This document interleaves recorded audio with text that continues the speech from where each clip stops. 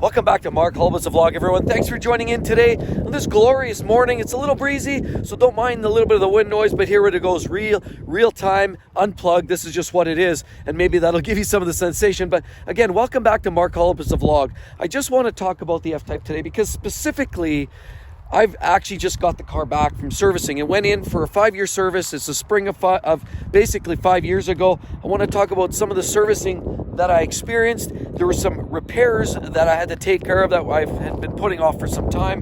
But there was also some things that they found and some comments that they had regarding my car in general, because I had them look at some other aspects. They did an overall inspection, and ultimately it was a little bit shocking. But there's some things that I want to talk about. What did they find in my 5-year inspection? So let's just dive right into it, because ultimately these cars are not all that cheap to fix, not cheap them to maintain, and the reality is as they get older it's just going to get worse and worse. But just with the fact that electrification,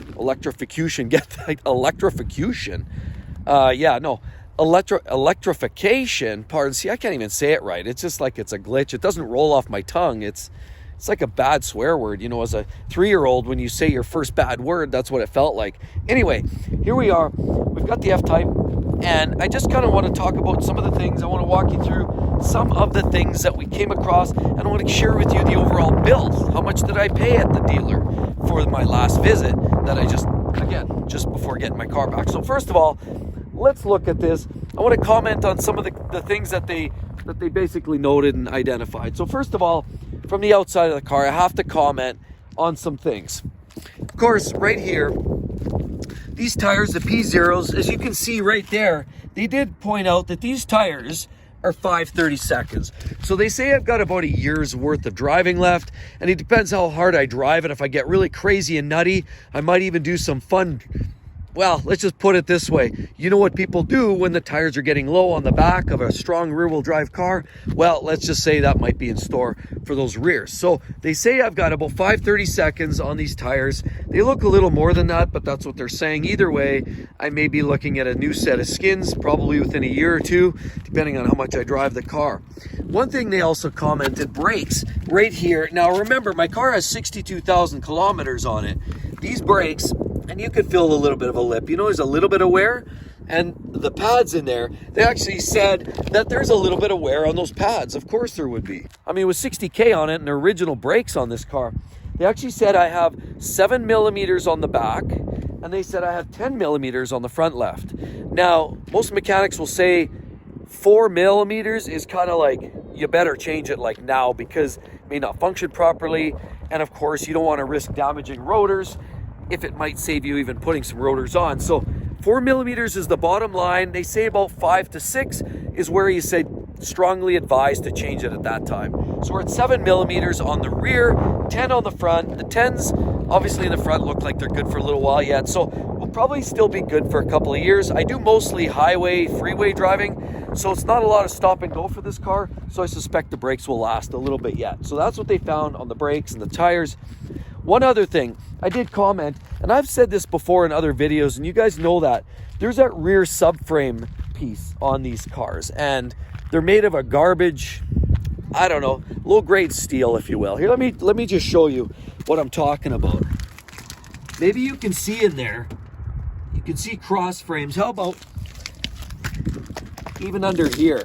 You guys can see those cross members there. They're made out of a really ugly low grade of steel, and they're known for rust. They're actually not in really good shape. And I actually asked the dealer to check it out and inspect it, because I've heard people on the forums say, you know, when they get a little crusty, the dealer should be ponying up and replacing those. And I tried to use that as a bit of an argument, saying, well, it's structural. I mean, to me, that's a safety thing. It should be replaced. But they said there's no signs of, you know, deep corrosion.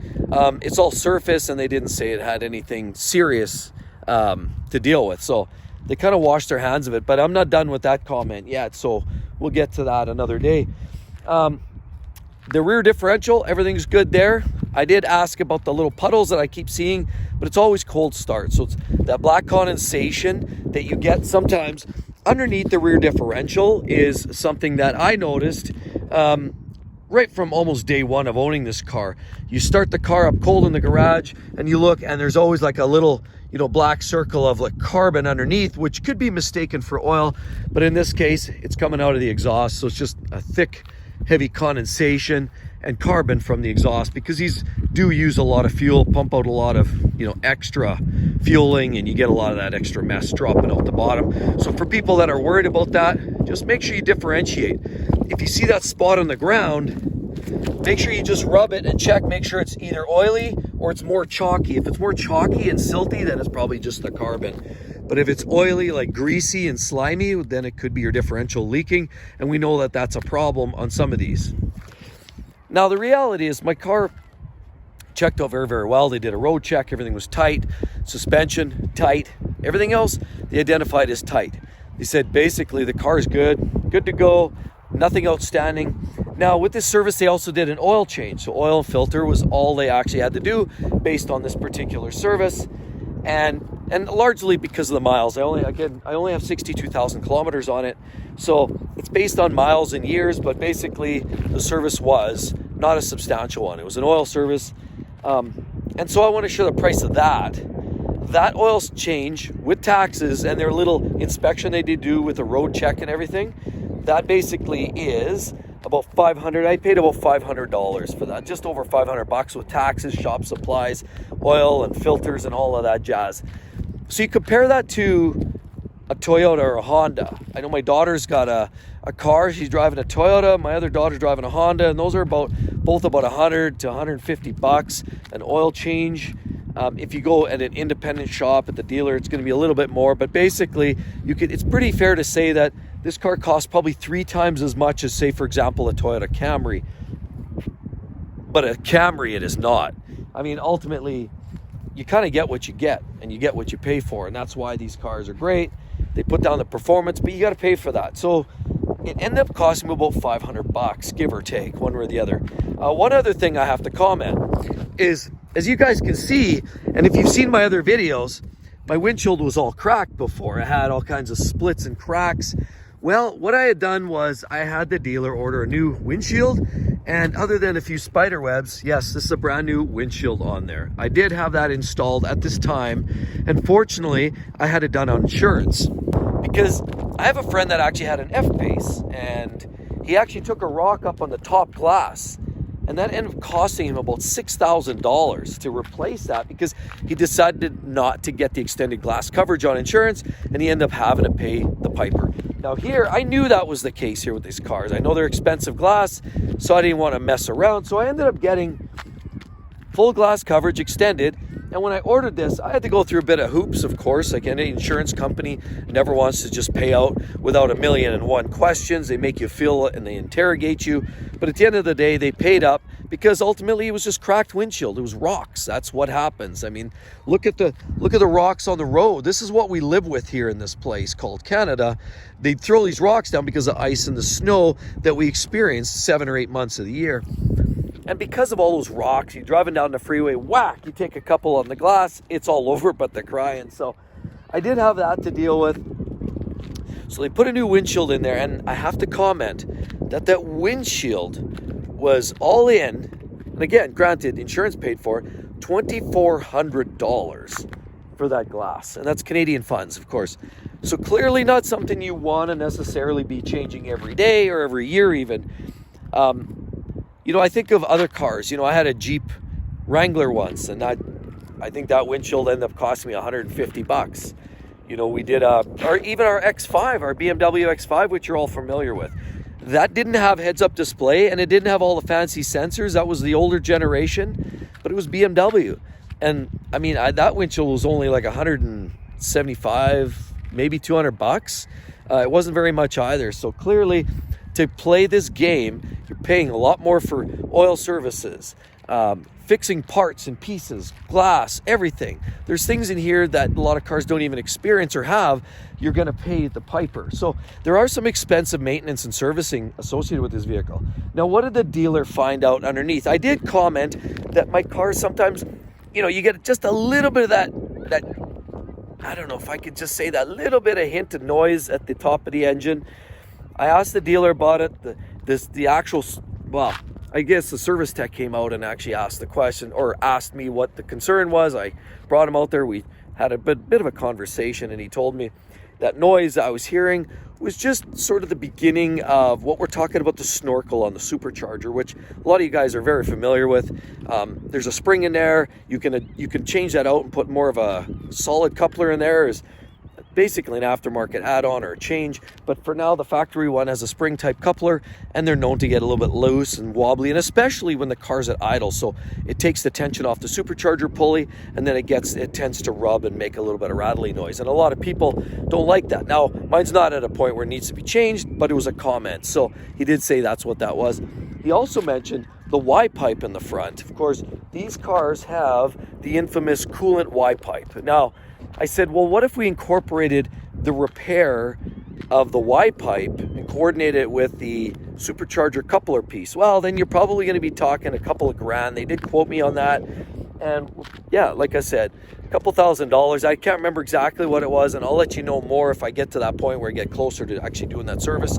They said my Y pipe was not leaking, but they did identify it as a potential issue at some point because it's of apparently the older generation, the older style, and it will likely be a problem at some point.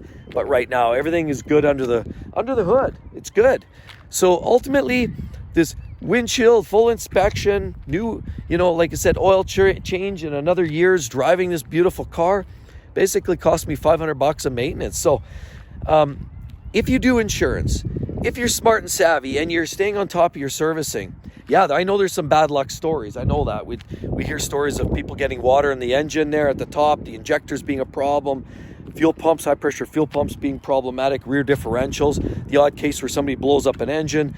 There are stories, but for the most part, I would say the car is reasonable to own. This car is now 5 years old, and I want to share that in another video, by the way, what a 5-year-old F-Type is like and the types of issues that you can find, and that will be following this video. But I just wanted to share with you guys today what I experienced in my latest service, and quite honestly, it really wasn't that bad. Everything I'm hearing, modern day Audis, BMWs are even worse for oil service costs, so it's a reasonable price. Anyway, hope you guys all like that. And remember, because driving these cars is important, it's key. Ultimately, living the car lifestyle, driving cars that we enjoy because we are enthusiasts, it's important. It's just one of those things that if it means something to you, just do it. I mean, what are we waiting for? We wait and give all our money away to those federal thieves, I guess, in government? I mean, I'm going to use as much of my hard-earned dollars to experience some of the fun that I like to do. I mean, there's a lot of things I like to do, and we'll get into some of those pieces. But again, remember, life's too short to drive boring cars. So at the end of the day, don't waste time. Enjoy it. It doesn't matter how much it costs. It can be a $5,000 car or a $100,000 car or $1 million car. Whatever you can afford, if you like cars, enjoy it. I mean, at the end of the day, we don't know how long we got. So anyway, hope each and every one of you enjoyed it. Definitely would like to hear your ideas down below. Service costs, does that seem shocking to you? Does that seem reasonable? And have you had much more expensive oil changes? Honestly, I'd be kind of curious to hear what people are paying out there. I know we were paying a lot of money for our BMWs at the local dealer, and I think here in Canada we generally get rooked. But yeah, I'd like to hear it. I'd like to hear all your thoughts on that, and thanks again for joining, everyone. But again, more importantly, don't forget to subscribe, because remember, it is truly about living the lifestyle, and we'll see you all real soon. Bye-bye.